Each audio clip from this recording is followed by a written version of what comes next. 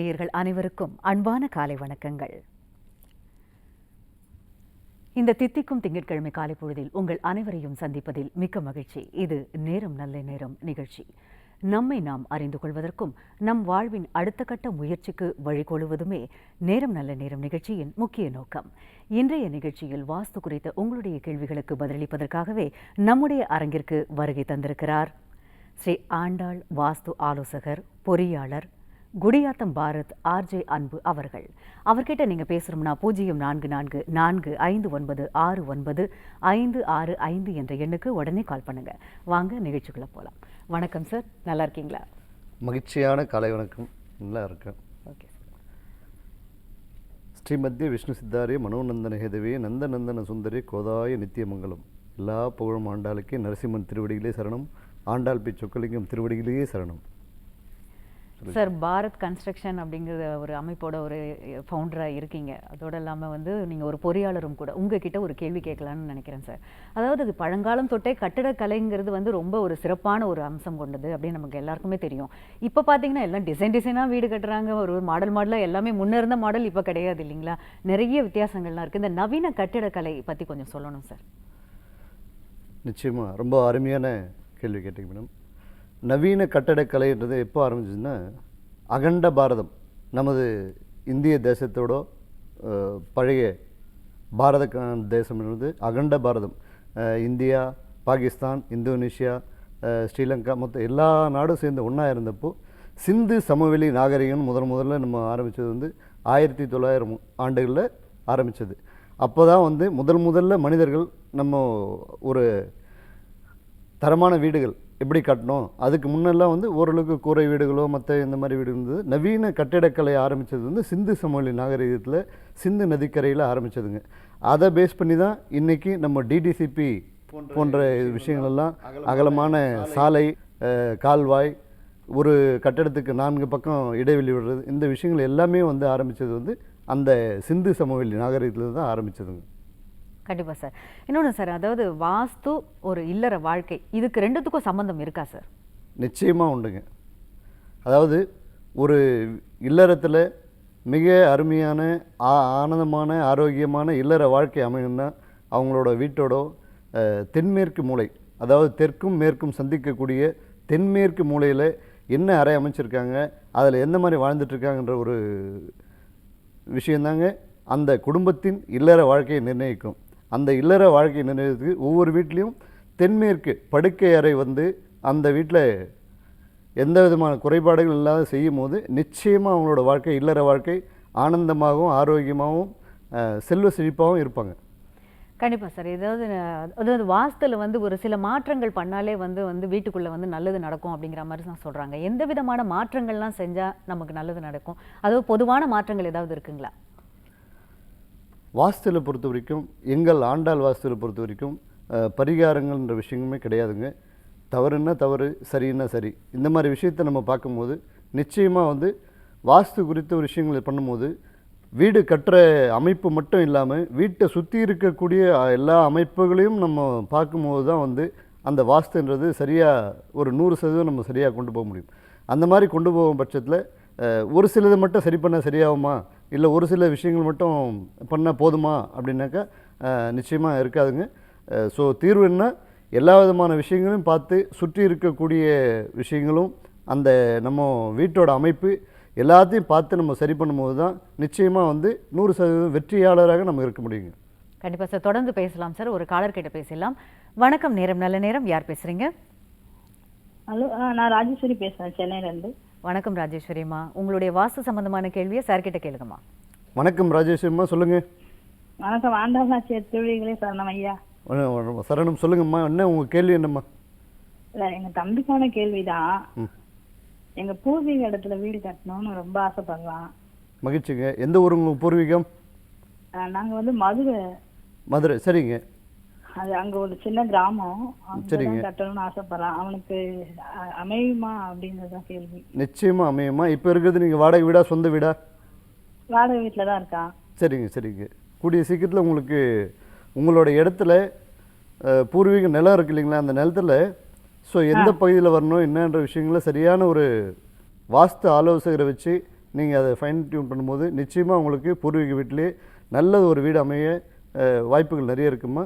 முயற்சி பண்ணுங்கள், நிச்சயம் நல்ல ஒரு வீடு அமையும்மா. நன்றி, நன்றிங்கம்மா. அழைப்பிற்கு நன்றி ராஜேஸ்வரிமா. வணக்கம், நேரம் நல்ல நேரம். யார் பேசுறீங்க? ஹலோ, ரேவதி பேசுறேன் மேடம். ரேவதி, எங்கேருந்துமா பேசுறீங்க? திருவாரூர்ல இருந்து பேசுறேன் மேடம். ஓகேம்மா, உங்களுடைய வாஸ்து சம்பந்தமான கேள்வியை சார் கிட்ட கேளுங்கம்மா. வணக்கம், சொல்லுங்கம்மா. என் பேர் ரேவதி, 52 வயசாகும் சார். சரிங்க. வீடு கட்டுறதுக்கு என் பேர்ல தான் போட்டோம். மீனராசி ரேவதி நட்சத்திரம். சரிங்க. எங்கே கட்ட போகிறீங்க வீடு? வீடு வந்து இங்கேருந்து எங்களுக்கு வடமேற்குல இடம் பேஸ் போட்டு கிடக்கு சார். 4 வருஷம் ஆகுது. சரிங்க.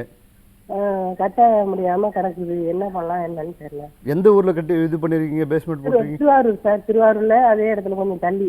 சரிங்க, சரிங்க, சரிங்க. அதாவது இப்போ உங்கள் வீட்டை சுற்றி என்னமா இருக்கு? பார்த்தா புரிய சுத்தம் திருச்சி வரமாட்டாங்குது.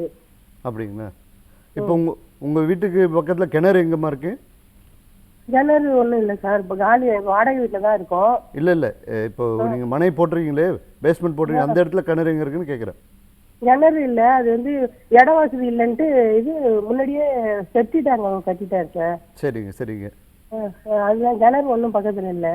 ஓகே. அதாவதுமா, ஒரு கட்டிடம் கட்டும் போது கடைசியாக செய்ய வேண்டிய பணி தான் செப்டி டேங்க். அந்த செப்டி டேங்க் முதல்ல போடும்போது இந்த இடர்பாடுகள்லாம் வரதுக்கான வாய்ப்புகள் நிறைய இருக்குது. முதல்ல அந்த செப்டிக் டேங்கை ரிமூவ் பண்ணிவிட்டு நீங்கள் பேஸ்மெண்ட்டை மறுபடியும் துவக்கி பாருங்கள். நிச்சயமாக உங்களோட கட்டடம் சீக்கிரமாக வளர்ந்து நீங்கள் கிரக பிரவேசம் பண்ணக்கூடிய வாய்ப்புகள் கிடைக்குமா. நன்றிம்மா. நன்றி சார். நன்றி, நன்றி. அழைப்பிற்கு நன்றி ரேவதிமா. வணக்கம், நேரம் நல்ல நேரம். யார் பேசுறீங்க? ஹலோ, சொல்லுங்கம்மா, உங்க பேர் என்ன, எங்கேருந்துமா பேசுறீங்க? நாங்க கலாவதிங்க, பண்ணாரிலிருந்து பேசுறேங்க சார். சொல்லுங்கம்மா. உங்களுடைய கேள்வியை சார் கிட்ட கேளுங்கம்மா. நாங்க தெற்கு பார்த்த வீடுங்க எங்களுது. சரிங்க. பூர்வீக வீடு தாங்க. சரிங்க. உங்க கேள்வி என்னம்மா? வீடு கட்டுறதுக்கு முயற்சி எடுத்தாலும் எந்த பணமே வந்து சேர மாட்டேங்குதுங்க சார். நாங்க சாரதி ஃபாலோவர்ஸ் தாங்க. சரிங்க, சரிங்க. அதாவது வீட்டுக்கான பிளான் பண்ணி எவ்வளோ நாள் ஆச்சுங்க? பிளான் பண்ணி 1 வருஷம் ஆச்சுங்க. இது பில்டிங் ஏதாவது அப்ரூவல் வாங்கி லோன் ஏதாவது போட்டிருக்கீங்களா? லோன் போடுறதுக்கு எல்லாமே எங்க அமௌண்ட் எங்க அப்பா வழிய சுத்து எதுவுமே கைக்கு வர்ற மாதிரி இருக்குங்க, பணமே வர்றதில்லைங்க சார். சரிங்க, சரிங்க, சரிங்க. உங்களுக்கு நியர்பை வந்து முருகர் கோயில் எங்கம்மா இருக்கு? பண்ணாரி நியரே வடவள்ளிங்கிற ஒரு பிளேஸ்ல இருக்குங்க சார். சரிங்க. ஒரு 9 வாரம் செவ்வாய்க்கிழமையில மாலை வந்து முருகரோட கோயிலுக்கு போயிட்டு நீங்கள் பிரார்த்தனை பண்ணுங்கம்மா. நிச்சயமாக உங்களுக்கு வந்து வீடு கட்டுற பணி சீக்கிரமாக துவங்கி கூடிய சீக்கிரத்தில் கிரக பிரவேசம் பண்ணுவீங்க. நல்ல கேள்வி கேட்டதுக்கு நன்றிம்மா. அழைப்பிற்கு நன்றிம்மா. வணக்கம், நேரம் நல்ல நேரம். யார் பேசுறீங்க? ஹலோ, சொல்லுங்கம்மா, உங்க பேர் என்ன, எங்கேருந்துமா பேசுறீங்க? பேர் சுசீலாங்க, திருப்பூர் மாவட்டத்திலிருந்து பேசுறேன். வணக்கம் சுசீலாம்மா, உங்களுடைய கேள்வியை சார் கிட்ட கேளுங்கம்மா. வணக்கம் சுசீலம்மா, சொல்லுங்க, என்ன உங்க கேள்வி என்னம்மா? எங்க வீடு வந்து பழைய மாடலா ஓட்டு வீடுங்க. சரிங்க. தெற்க தாழ்ந்தும் வடக்க வசந்தும் இருக்குதுங்க. சரிங்க. சொல்லுங்கம்மா, உங்க கேள்வி என்ன? என்ன கேள்வி கேளுங்கம்மா, உங்களுடைய கேள்வியை சொல்லுங்க. உங்களுடைய பிரச்சனை என்ன? தெற்க வசந்தும் தெற்க தாழ்ந்தும் வடக்க வசந்தும் இருக்குதுங்க. சரிங்க. ஒண்ணுமே பண்ண முடியலைங்க. சரி, சரி. எப்ப பேசுற பிரச்சனையெல்லாம் நடந்து முடிஞ்சிருச்சு. ஓகே. எப்போ வீடு மாத்த போறீங்க? வீட்டை பிரிச்சு நிலத்தையெல்லாம் சமப்படுத்தி தெற்க வசதி வடக்க தாட்டி வைக்கலாம் இருக்கோம். இல்லை, அதாம்மா, இப்போ வந்து நீங்கள் சொல்கிறது 2 பக்கம் கூரை அமைப்பு கொண்ட ஒரு ஓடு வீடு தானே?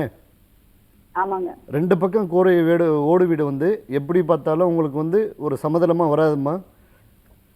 சமதளமாக வரணுன்னா நீங்கள் காங்கிரீட் போட்டு மோல்டிங் வீடு பண்ணும்போது தான் சமதளமாக வரும். 2 பக்கம் தாழ்வு இருக்கும்போது அது சரியான ஒரு வாஸ்து அமைப்பு கிடையாது.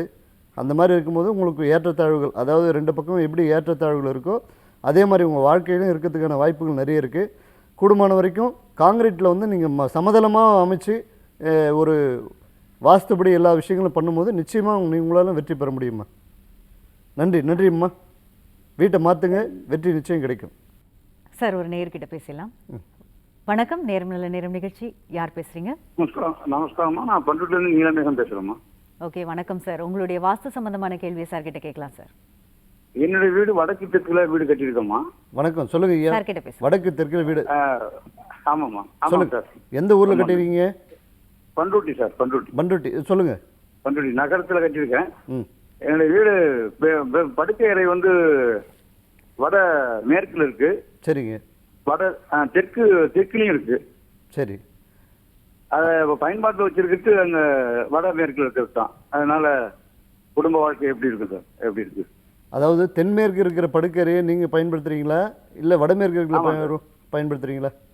வடமேற்குல இருக்கிறது தான். இல்லைங்க, ஒரு குடும்பத்துக்கு தலைவர், குடும்பத்தில் மூத்தவங்களாம் யார் இருக்கீங்களோ அவங்க பயன்படுத்த வேண்டிய அறை வந்து தென்மேற்கு படுக்கை அறை. ஓஹோ. அந்த தென்மேற்கு படுக்கை அறையை நீங்கள் பயன்படுத்தி பாருங்கள், வாழ்க்கையில் பெரிய மாற்றம் வரும், குடும்பத்தில் நிறைய நல்ல விஷயங்கள் நடக்குங்க. சரிங்க, ரொம்ப நன்றி. நன்றி ஐயா, நல்ல கேள்வி கேட்டு நன்றிங்க. அழைப்பிற்கு நன்றி சார். வணக்கம், நேரம் நல்ல நேரம். யார் பேசுறீங்க?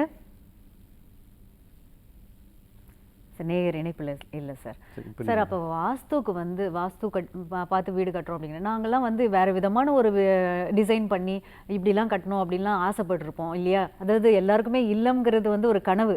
அந்த கனவு இல்லம் எப்படி இருக்கணும் அப்படிங்கிறது நாங்கள்லாம் ஒரு டிசைன் போட்டு அதெல்லாம் கட்டுறதுக்கு ஆசைப்படுறோம் சார். ஆனால் இது வந்து வாஸ்து அவசியமா, டிசைன் அவசியமா சார்? நிச்சயமாக அருமையான கேள்வி கேட்டீங்க மேடம். அதாவது கட்டிடக்கலையில் ஒரு 2 கண்கள் மாதிரி இது.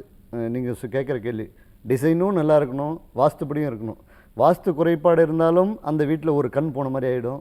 டிசைன் தவறாக இருந்தால், டிசைனே இல்லைன்னாலும் ஒரு கண் இல்லாத மாதிரி ஆகிடும். யாரும் கண் இல்லாமல் இருக்கிறதுக்கு யாரும் விரும்ப மாட்டாங்க இல்லையா? ஸோ ஆகையால் 2 கண்களை போன்றது. ஸோ இதில் எல்லாவற்றையும் முக்கியமாக நம்ம பார்க்க வேண்டியது வந்து டிசைனை விட வாஸ்து.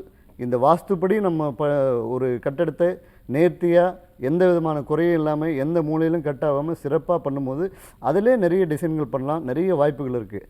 அந்த டிசைனை பண்ணும்போது நிச்சயமாக நம்ம பில்டிங் ரொம்ப எலிவேஷன் பில்டிங்காகவும் இருக்கும். அதே நேரத்தில் வாஸ்துபடியும் பண்ணும்போது அவங்க வாழ்க்கையும் ரொம்ப எலிவேட்டடாக இருக்குங்க. Super sir. சார் ஒரு நேயர்கிட்ட பேசலாம். வணக்கம், நேரம் நல்ல நேரம். யார் பேசுறீங்க?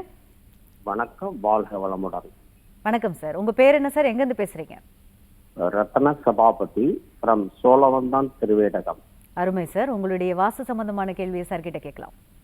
ஓகே, வணக்கம், சொல்லுங்க ஐயா, உங்கள் கேள்வி என்ன? வணக்கம், வாழ்க வளமுடன். வாழ்க வளமுடன். சொல்லுங்க, உங்கள் கேள்வி என்னங்க? ஓகே, கிழக்க பார்த்த வீடு, மாடியில தென்மேற்கு மூலையில கன்னி மூலையில வாட்டர் டேங்க் வச்சிருக்கேன். ம். வாட்டர் டேங்க் மேல ஷெட்டு போட்டிருக்கேன். இது நல்லதா? அதாவது ஒரு தென்மேற்கு மூலை உயர்ந்து இருக்கணுன்றதுக்காக தான் நம்ம பெரும்பாலான கட்டிடங்களில் வந்து அந்த வாட்டர் டேங்கை கொண்டு போய் அங்கே அமைக்கிறதுங்க. இப்போ அதுக்கு மேலே நீங்கள் ஷெட்டு போடும்போது மற்ற மூலைகளும் சேர்ந்து எல்லாத்துக்கும் சேர்த்து போட்டிருக்கீங்களா ஷெட்டு? சேர்ந்து போடுறேன், எல்லாம் சேர்ந்து போடுறேன். ஆமாம், அது போடும்போது என்ன ஆகும்? மற்ற மூலைகளும் உயர்ந்துடும், அந்த மூலை தாழ்ந்துடும் இல்லையா? இல்லை, ஷெட்டு போடையில உங்களுக்கு வந்து 17க்கு 25 போடையில அந்த ஷெட்டு ஃபுல் கவர் ஆகிடும். அதங்க இப்போ கூடுமான வரை மற்ற எல்லா பகுதியிலும் வீட்டில் எல்லா மூலைகளை விட தென்மேற்கு மூலை உயர்ந்து இருக்கிற மாதிரி ஏதாவது ஒரு விஷயங்கள் பண்ணிவிட்டு இந்த ஷெட்டை நீங்கள் அமைக்கும் போது நிச்சயமாக பெரிய அளவில் மாற்றம் வருங்க. நன்றி. நன்றிங்க ஐயா. அழைப்பிற்கு நன்றி சார். வணக்கம், நேரம் நல்ல நேரம். யார் பேசுறீங்க? விமலா பேசுறேங்க மேடம், தஞ்சாவூர் மாவட்டத்திலேருந்து. ஓகேம்மா, உங்களுடைய வாஸ்து சம்பந்தமான கேள்வியை சார் கிட்ட கேளுங்கம்மா. சொல்லுங்க விமலம்மா, என்ன உங்கள் கேள்வி என்ன? சார், கிழக்கு பார்த்த வாசலுங்க சார். இது வந்து கிச்சன் வந்து தென்மேற்கு மூலையில இருக்குதுங்க சார். அப்படியா? கிழக்கு தென்மேற்கு. ஆனா எவ்வளவு பணம் வந்தாலும் தங்க மாட்டேங்குங்க சார். இல்லை, தென்மேற்கு மூலையில் கிச்சன் வைக்கலாங்களாங்க? இல்லை, கிழக்கு பார்த்து தென்மேற்கு மூலையில தான் சார் இருக்குது கிச்சன். அதாங்க, தென்மேற்கு மூலையில் கிச்சன் அவன் வரலாமா? கிழக்கு தான் சார் இருக்கு, மேற்கு இல்ல, கிழக்கு தான் இருக்கு. ஓ, அப்போ தென்கிழக்கு வச்சிருக்கீங்களா வடகிழக்கு வச்சிருக்கீங்களா? தென்கிழக்கு சார். சரி, தென்கிழக்கு கிச்சன் தான் சரியான பகுதி தானே அது? என்ன சந்தேகம் தெரியலைங்க சார், தெரியலைங்க சார், அதான் கேட்குறேன். இல்லை, உங்களுக்கு வந்து நிச்சயமாக வந்து தென்மேற்கு அல்லது வடமேற்கு மூலையில் இஷ்யூ இருக்கும். அதை நீங்கள் சரி பார்க்கும்போது நிச்சயமாக உங்களுக்கு பெரிய மாற்றம் வருமா.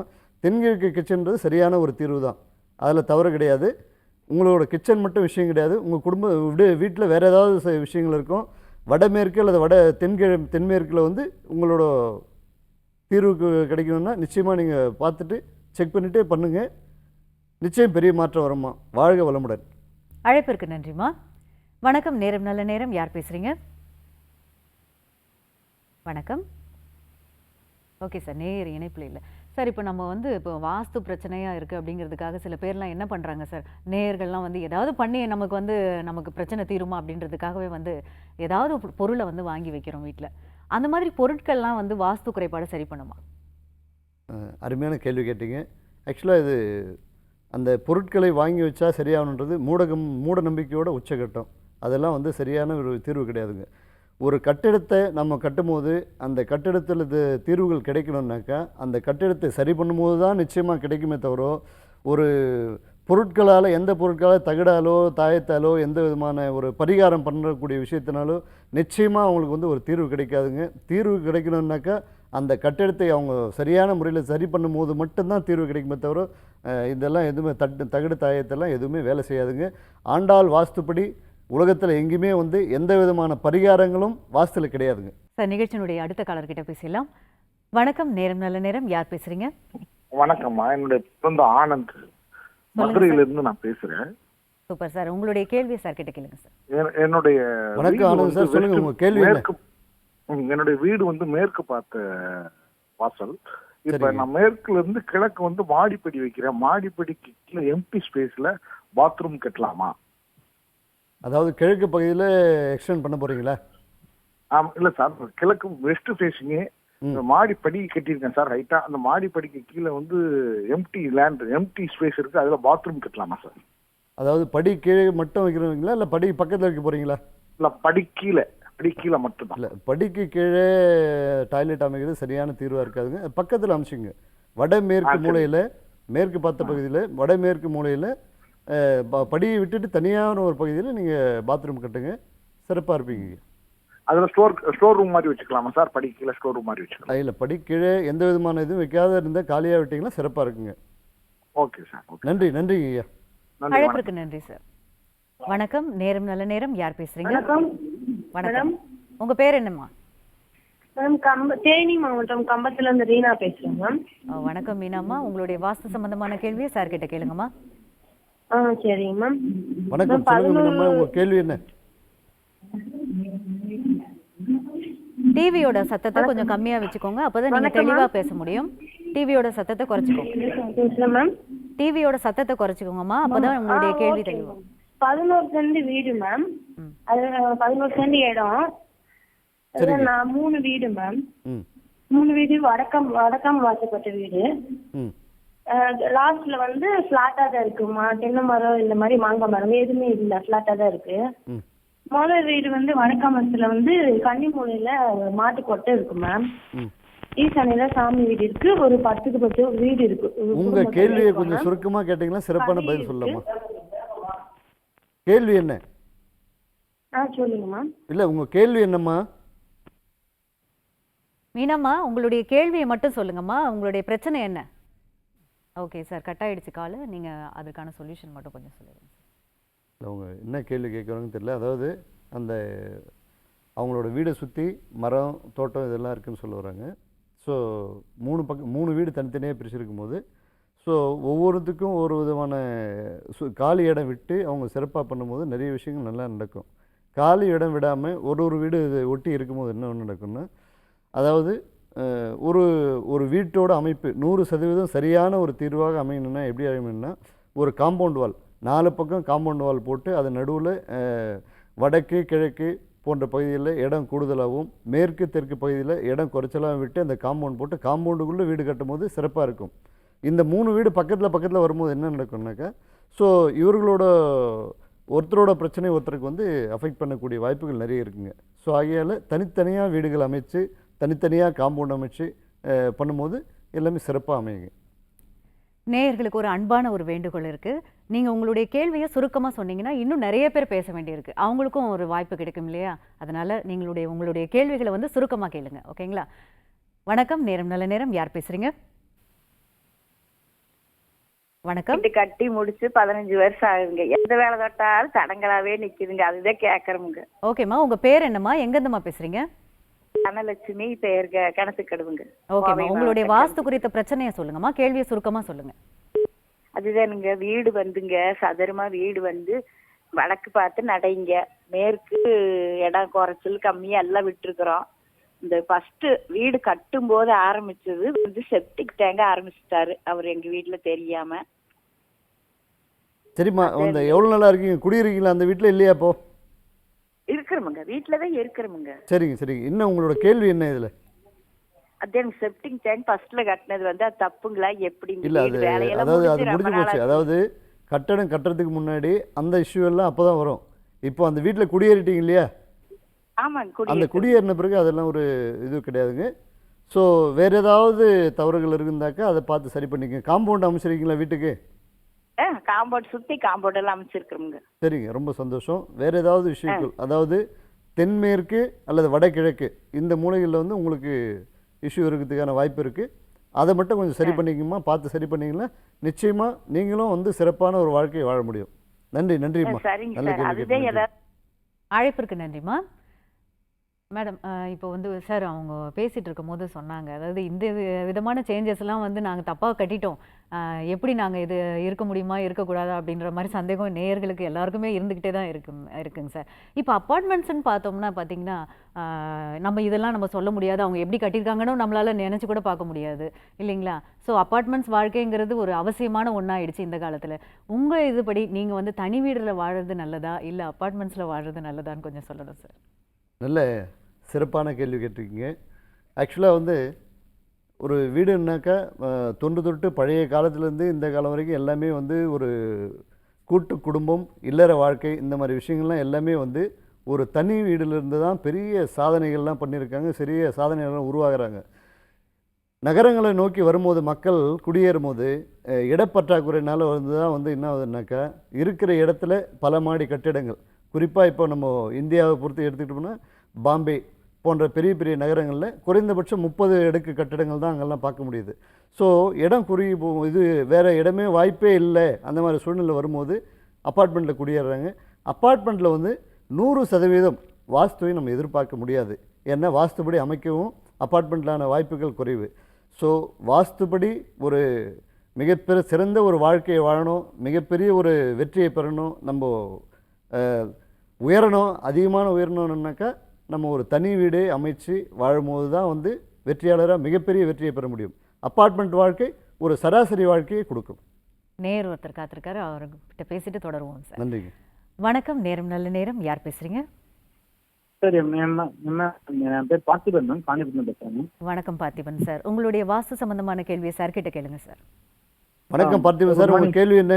வணக்கம் சார். வணக்கம் சார், என்னோட வீடு வந்து வடக்கு பார்த்து வீடுங்க சார். மேற்கு சைடு இடம் விடாம கட்டி இருக்கு. ஏன்னா 22 அடி அகலம் தான். தென்மேற்கு மூலை வந்துட்டு ஒரு 10 அடி இடம் விட்டுருக்கு சார். சரிங்க, அது தப்புங்களா கரெக்டுங்களா சார்? தென்மேற்குல இடம் விட்டுருக்கீங்களா? ஆமாம் சார், 10 அடி கிட்ட இடம் காலியா இருக்குங்க சார். ஓகே, வடக்கு பக்கம் எதாவது இடம் விட்டுருக்கீங்களா? வடக்கு பக்கம் வந்து போர்ட்டிகோ கட்டியிருக்கேன் சார். ஒரு சைடு செப்டி டேங்க் மேலே இடம் விட்டுருங்க சார். சரிங்க சரிங்க. அதாவதுங்க ஒரு வீடு அமைக்கும் போது 4 பக்கம் காம்பவுண்ட் வரணும். சப்போஸ் காம்பவுண்டு வராத பட்சத்தில் நீங்கள் என்ன பண்ணணுங்கன்னா, ஸோ தெற்கை விட வடக்கு வந்து கூடுதலாக இடம் விடணுங்க. அந்த மாதிரி இடம் விட்டுருந்தாக்கா உங்கள் வீடு வந்து சிறப்பாக அமையுங்க. இப்போ தெற்கில் காலி இடம் விடும்போது அதற்கான பலன் தான் அந்த கட்டிடத்தில் கிடைக்கும். ஸோ அது வந்து சரியான தீர்வு கிடையாதுங்க. இதை மாற்றி தெற்கில் நீங்கள் வந்து ஏதோ ஒரு ரூம் எக்ஸ்டெண்ட் பண்ணிவிட்டு வடக்கில் காலி இடம் விடுறதுக்கு முயற்சி பண்ணுங்கள். உங்களோட வாழ்க்கையும் அமோகமாக அமையுங்க. நன்றிங்க, நல்ல கேள்வி கேட்டது நன்றிங்க. அழைப்பிற்கு நன்றி சார். வணக்கம், நேரம் நல்ல நேரம். யார் பேசுறீங்க? நாங்கள் திருவண்ணாமலேருந்து பேசுகிறோங்க. ஓகே, உங்கள் நேம் என்னம்மா? சுமதி. ஓகே, உங்களுடைய வாஸ்து சம்பந்தமான கேள்வியை சார் கிட்ட கேளுங்கம்மா. சொல்லுங்க சுமதிமா, உங்க கேள்வி என்ன? வீட்டை சுற்றி இடங்க ரெண்டு அடி விட்டு தான் வீடு கட்டியிருக்கோம். சரிங்க. வீட்டில் எவ்வளோ பணம் வருது, ஆனால் கஷ்டம் மொத்தம் ஸ்டேஷனுக்கும் அதுக்கு தான் சார் இது பண்ண நிம்மதியான இல்லை. அந்த வீட்டில் எதுக்கு செலவு பண்ணுறீங்க? கோர்ட்டு கச்சேரி தான் சார் ஏறுறோமே, பணம் நல்லா வருது, ஆனால் வெளியில தான் சார் போறோமே, எல்லாம் வேஸ்டா போகுது. சண்டை சச்சுரு தான் சார் இந்த வீட்டுல வருது. என்ன தொழில் பண்றீங்க? நாங்க மேசி வேலை செய்யறோம், தம்பி மிலிட்டரியில் இருக்கிறோம். சரி சரி சரி. அது பட்டு உங்களோட வீட்டுக்கு வந்து வடமேற்கில் ஏதாவது குறைகள் இருக்குமா? நிச்சயமாக அது கொஞ்சம் வடமேற்கு இருக்கிற குறையை சரி பண்ணிங்கன்னா நீங்களும் வந்து செல்வ செழிப்போடு வாழ முடியும். ஸோ இந்த பிரச்சனைகள்லாம் வரதுக்கு காரணம் வந்து வடமேற்கில் உங்களோட வீட்டில் ஏதோ சில குறைபாடுகள் இருக்கும். அதை கொஞ்சம் சரி பண்ணிட்டீங்கன்னா நிச்சயமாக நீங்களும் வந்து நல்ல ஒரு செல்வ செழிப்பாக உங்கள் பணத்தை நிறைய சேமித்து வச்சு வாழ முடியுமா. நன்றிங்கம்மா. அழைப்பிற்கு நன்றிம்மா.